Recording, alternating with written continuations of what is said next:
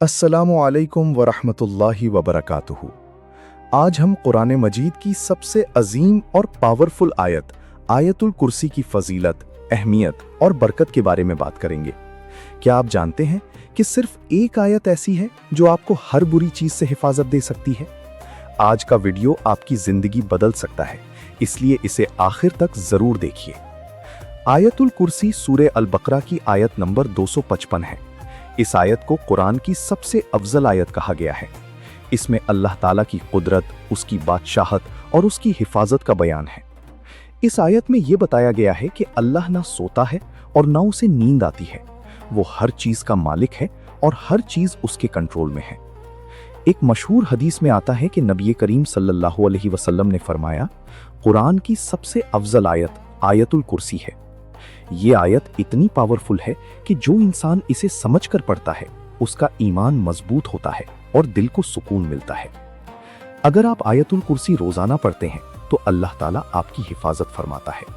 हदीस में आता है, जो शख्स रात को सोने से पहले आयतुल कुर्सी पढ़ता है उसके पास अल्लाह की तरफ से एक फरिश्ता मुकर्रर कर दिया जाता है जो सुबह तक उसकी हिफाजत करता है।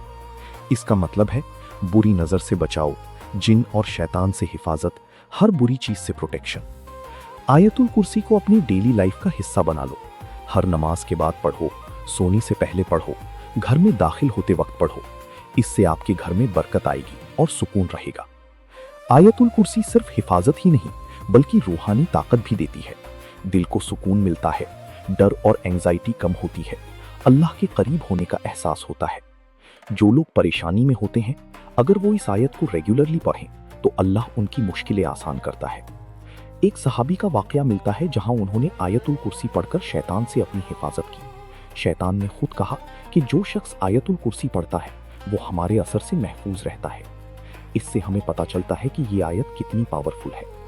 तो दोस्तों, आयतुल कुर्सी एक ऐसी आयत है जो आपकी जिंदगी में सुकून, बरकत और हिफाजत ला सकती है।